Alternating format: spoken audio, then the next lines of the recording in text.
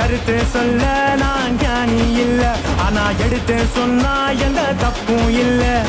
நாளைக்கு நிம்மதியா நீ இருக்க, இன்னைக்கு இறங்கி செதுக்கிடணும். உன் எண்ணத்தை அழகா நீ அமைச்சுக்கிட்டா எல்லாமே அழகாகும், சரியாகும்.